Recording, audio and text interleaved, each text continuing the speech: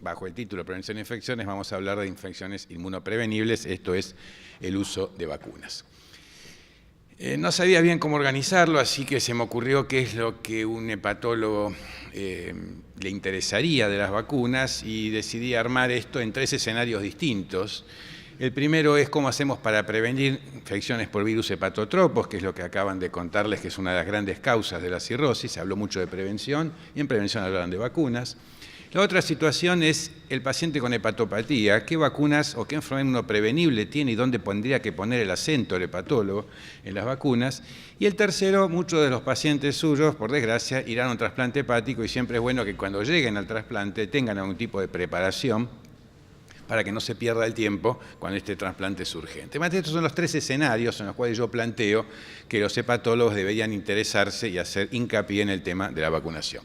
Entonces voy a empezar con el primero, que es la prevención de los virus hepatotropos.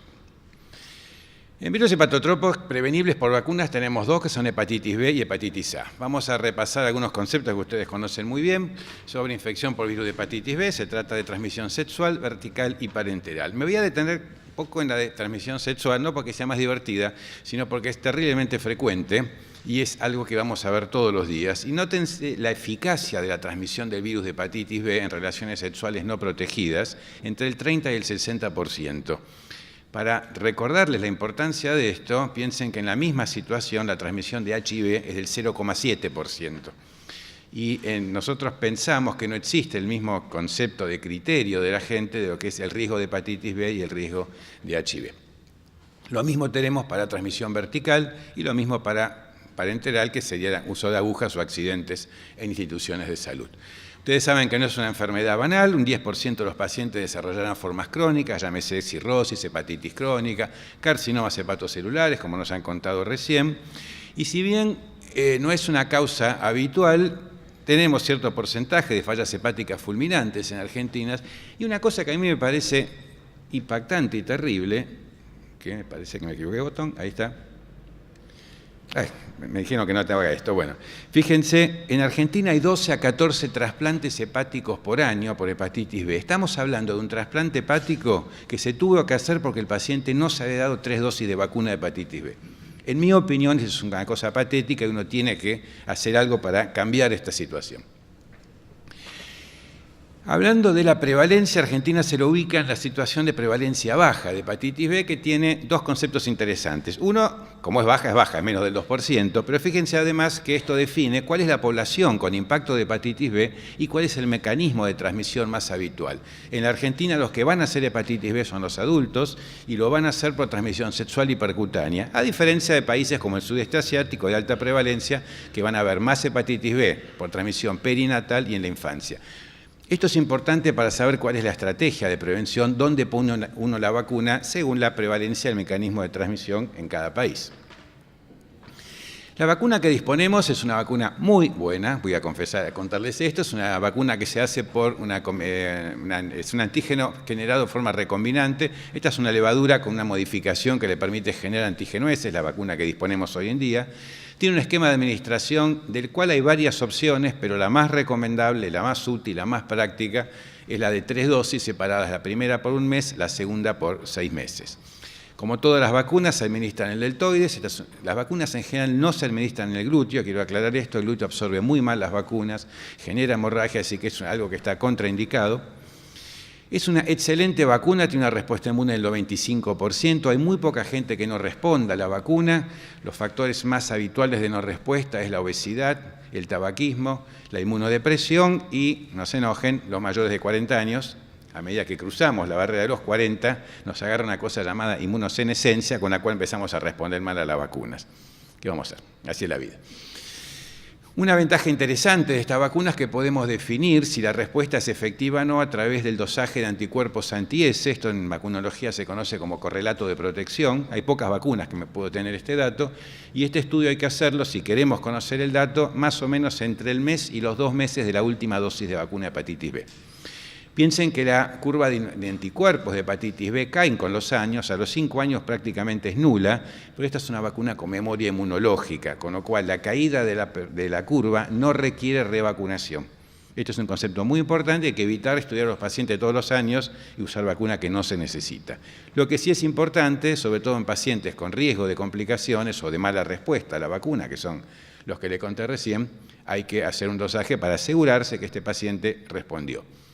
No recomendamos el estudio previo para vacunar porque estamos en un país de baja prevalencia, con lo cual no es costo efectivo. Yo puedo estudiar 100 pacientes, encontraré 20 positivos para hepatitis B, con lo cual habré estudiado 100 para dar 80 dosis de vacuna. Esto no es negocio, es mejor vacunar, como decimos en vacunología, en sucio.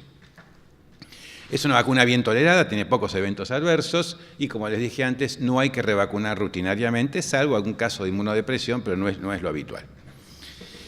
¿Cuál es la estrategia argentina para vacunación de hepatitis B? Este es el calendario nacional de vacunación de Argentina. Tenemos 20 vacunas para todas las edades, desde niños hasta adultos.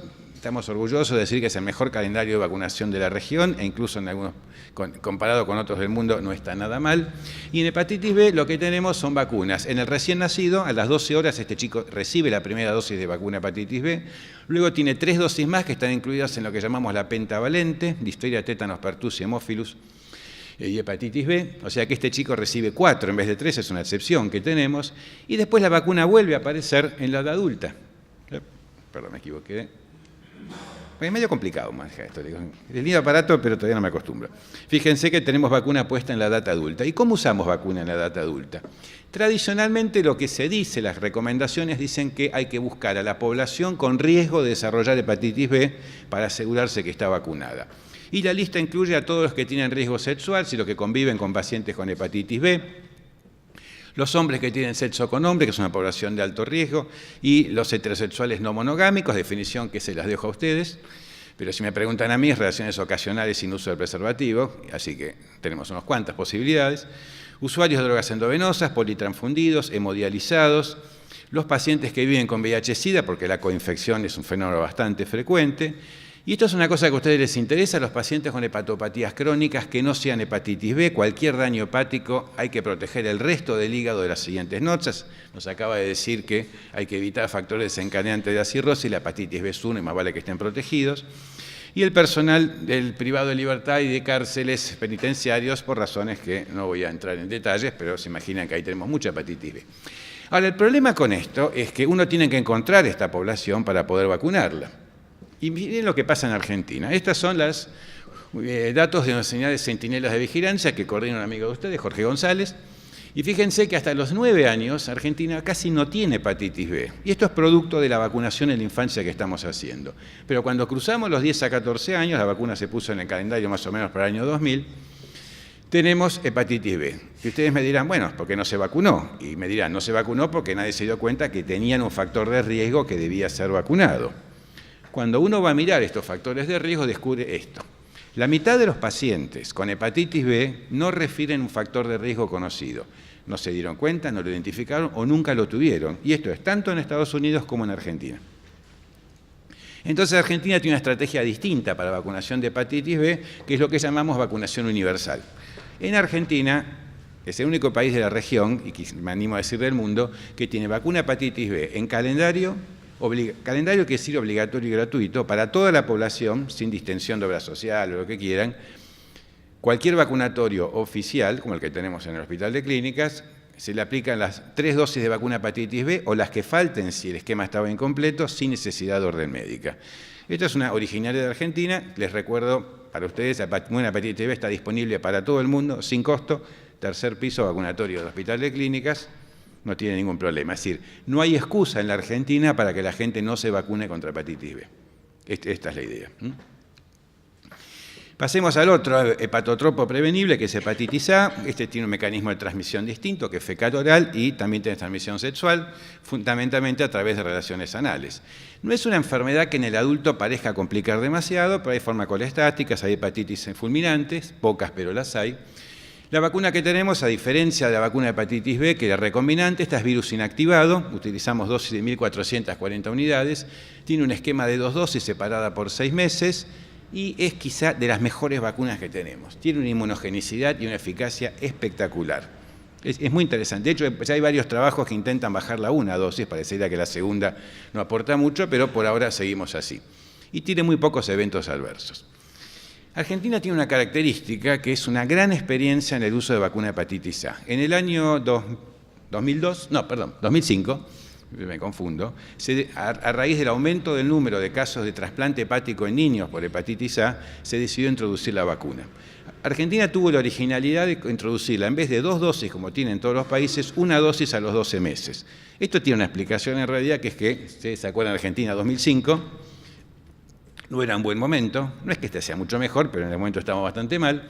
Entonces, esta es una vacuna carísima, el Estado no podía hacerse cargo de comprar la vacuna a 2 dosis y decidió poner 1 dosis, explotar la idea que el virus circulante funcionaba como booster, con lo cual podíamos no necesitar una segunda, y eso lo íbamos a evaluar con el tiempo. Y lo que pasó fue muy interesante. Fíjense ustedes fíjense lo que es la caída de la hepatitis A partir de la inclusión de la vacuna, y lo que es más interesante es la prácticamente desaparición de los trasplantes hepáticos por hepatitis A. Hoy en día los que hacen hepatología pediátrica saben que no hay trasplantes hepáticos por hepatitis A, y la causa es esto, haber puesto la vacuna en calendario.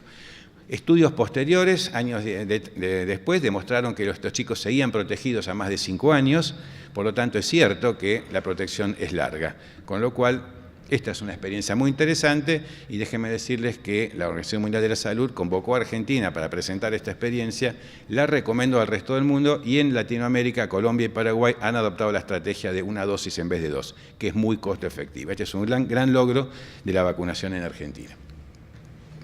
A diferencia de B, esta es una vacuna que no es para todo el mundo.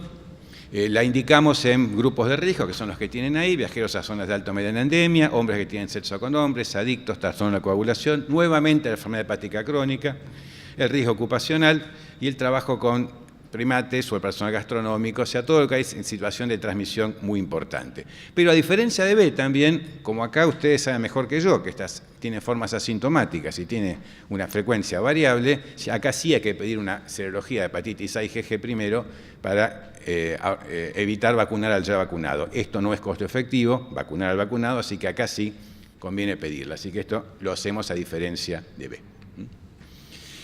El segundo escenario para un hepatólogo es qué hace con el paciente con hepatopatía, qué rol tienen las vacunas en este paciente para evitar lo que nos acaban de contar, que es factor desencadenante que llegan a la cirrosis. Ustedes ya saben que los pacientes con hepatopatía tienen varias infecciones como forma prevalente, que este tipo de infecciones aumentan, 35% van a ser infección en ingreso hospitalario, con una mortalidad de un año del 63%, digo bien, ¿no? Es una mortalidad muy alta esta. Y las causas más habituales, como vemos acá, son la peritonitis espontánea o la bacteriemia, la infección urinaria, la neumonía y la infección de piel y partes blandas. Todo esto es lo que dice la literatura y todo esto es lo que vemos. Esta es la variedad de gérmenes. Habitualmente se dice que son gérmenes del propio paciente, habitualmente del tracto intestinal, generalmente por traslocación. Y ustedes dirán, ¿qué tiene que ver la vacuna con todo esto? Bien, fíjense que hay un germen que es muy frecuente en los pacientes con hepatopatía, que los llevan a la peritonitis espontánea, que hacen bacteriemias y que es prevenible por vacuna. Por tanto, esta es una situación en la cual podemos hacer algún aporte a la evolución de estos pacientes. El neumococo es un bicho bastante molesto, les voy a decir. Tiene 2 maneras de hacer enfermedad. Uno es lo que llamamos formas localizadas, que es neumonía para el adulto, por ejemplo, pero cuando invaden el sistema nervioso central o la sangre generan formas de neumocóxicas invasivas, con lo cual fíjense cómo la mortalidad sube a las nubes. O sea que el neumococo es realmente un problema. ¿Y quiénes son los pacientes que tienen mayor riesgo de enfermedad neumocóxica invasiva? Acá está dividido en lo que es los inmunocomprometidos, que incluyen inmunodeficiencias congénitas o adquiridas, HIV, nefropatías, neoplasias. Recuerden que este es un capsulado, con lo cual todo lo que tenga que ver con disminución de la inmunidad humoral o asplenia va a aumentar la frecuencia. Tiene una curiosidad, que es el implante coclear y la fístula del líquido cefalorraquídeo, que tienen mayor riesgo de infección por neumococo, pero si van a las comorbilidades no inmunosupresoras, se van a encontrar con 2 cosas que a ustedes les interesa, que es la enfermedad hepática crónica y el alcoholismo. O sea que ya tenemos una situación en la cual un paciente muy habitual para ustedes tiene un riesgo aumentado de neumococo y ustedes podrían prevenirlo. Les comento que el tabaquismo también es un factor de riesgo. Técnicamente el tabaquismo aumenta 50 veces la chance de hacer formas invasivas, otro argumento para la cesación tabáquica. Y después ustedes tienen pacientes que, aunque no estén tan mal, tienen más de 65 años, que es un factor de riesgo para desarrollar la enfermedad neumocóxica. Así que ustedes, como verán, su consultorio se va a llenar de pacientes con chance de enfermedad neumocóxica, descompensar su cirrosis y morirse. Así que ustedes pueden hacer algo con estos pacientes. Disponemos hoy en día de 2 vacunas para neumococo. Una es la vacuna polisacárida, vieja conocida nuestra, de 23 serotipos, que no es útil en niños, por lo cual a los niños se les agregó una proteína transportadora, con lo cual se transformó en vacuna conjugada, y ahí sí funciona en chicos. Pero resulta que esta vacuna también ha sido utilizada en adultos, y hoy en día tenemos la disponibilidad de ambas vacunas para los adultos, la polisacárida y la conjugada. La polisacárida tiene 23 serotipos, la conjugada 13, y algunas características, por ejemplo, la polisacárida tiene poca memoria inmunológica, cosa que sí tiene la conjugada. El otro problema que tenemos es que, como cubren serotipos distintos, uno tiene que ver qué es lo que circula en el país para saber cuál es la mejor vacuna, o quizá tengamos que usar las dos. Y en Argentina tenemos esta situación, tenemos serotipos que están en la 13 y otros que están en la 23, así que convendría combinar ambas. Para combinar ambas siempre hay que recordar que lo primero que uno usa es una vacuna conjugada de 13 serotipos, porque esta vacuna genera mejor respuesta inmune, entonces cuando yo doy la de 23 después, la respuesta inmune es más alta. Si lo hago al revés y doy primero 23, la respuesta de la 13 es más baja. Para hacérsela fácil, siempre va primero 13 y después 23, nunca al revés. Este es un esquema que bastante, si quieren, discutible y se seguirá discutiendo en los próximos años, pero hoy por hoy, si no se quieren complicar la vida, todos sus pacientes con hepatopatía o alcohólicos o mayores de 65 años, y ni les cuento si fuman, deberían recibir una vacuna de 13 serotipos con una dosis de 23 aproximadamente al año. Para resumir un poco qué espero yo de un hepatólogo en su consultorio con sus pacientes, que les dé a sus pacientes las 3 dosis de vacuna hepatitis B y, si fuera posible, a este paciente que tiene alto riesgo le controle la respuesta inmune a los 2 meses para estar seguro que lo hizo. Si la respuesta es menor de 10, se hace un segundo esquema completo y ahí responden prácticamente el 80% de los que fallaron en la primera. Hepatitis A hay que pedir una serología previa, cosa que no hacemos con B. Si esta es positiva lo dejamos tranquilo, si es negativa le damos 2 dosis separados por 6 meses. La única situación de una dosis es el niño de 1 año de vida, porque es donde tenemos la experiencia. De hecho, si ese chico atrasa el calendario y llega al 1 año y medio, va a tener 2 dosis, porque no tenemos indicación de una. Neumococo. A todos estos pacientes habría que darle una dosis de 13 serotipos conjugada y 1 año después, o más si quieren, una dosis de 23 a los 12 meses. Y 2 vacunas que no nombré, pero que la mayoría de estos pacientes la van a requerir, algunos porque tienen enfermedad de base, otros porque tienen más de 65 años, que es influenza. Influenza no es un problema en el paciente hepático, pero sí es un factor predisponente para infección neumocóxica. Los pacientes con influenza hacen neumonías post-influenza, que es neumococo y estáfilo. Y como el neumococo es un problema del paciente cirrótico, conviene que tenga influenza para bajar el riesgo de neumococo. Y la otra es para que no se olviden que a los pacientes hay que darles una antitetánica cada 10 años de forma de doble adulto, vacuna terriblemente olvidada, y en Argentina, les cuento, hay 10 muertos por año de tétanos, solo porque se dejaron pasar una dosis de vacuna cada 10 años. Hoy estoy medio así, impactante, pero la realidad es esa. El último escenario que tengo es el paciente que ustedes creen que va a ir a trasplante hepático, y obviamente los trasplantólogos se ocuparán de eso, pero es prolijo mandárselo lo más prolijo posible, sobre todo porque a veces estos trasplantes van muy rápido y no tienen demasiado tiempo para prepararlo. ¿Qué tienen que recordar cuando un paciente empieza a juntar criterios para trasplante hepático? Estar seguros que está bien vacunado. Veamos las vacunaciones previas, acá sí estudiemos hepatitis A. Esto es solo para vacunas, todo para prevenir por vacunas, por eso no hay hepatitis C ni nada de esto, no es que me lo olvidé. Todos estos pacientes tienen que tener superficie, core y anti-S si estuvieron vacunados, o si no también, para ver qué respuesta tienen. Antecedentes de sarampión, rubiola o varicela, porque muchos de estos quizá necesiten vacuna. Recuerden que si los van a vacunar hay que ver los tiempos. Las vacunas llamadas inactivadas, las que les mostré son todas inactivadas, hepatitis A, B, neumococo, etcétera, deben darse como mínimo 2 semanas antes de iniciar el trasplante. Pero si son vacunas atenuadas, si necesitan sarampión, rubiola, varicela, el plazo es de 4 semanas. Otra cosa es que, como vamos a hacer, estos pacientes se van a inmunosuprimir, conviene estar seguros que respondieron, por lo tanto habrá que hacer controles serológicos post-vacunación, para hepatitis B, para hepatitis A, o por ejemplo para sarampión, rubiola si lo hicieron. Y recuerden que una vez que se trasplantó, no pueden usar vacunas atenuadas.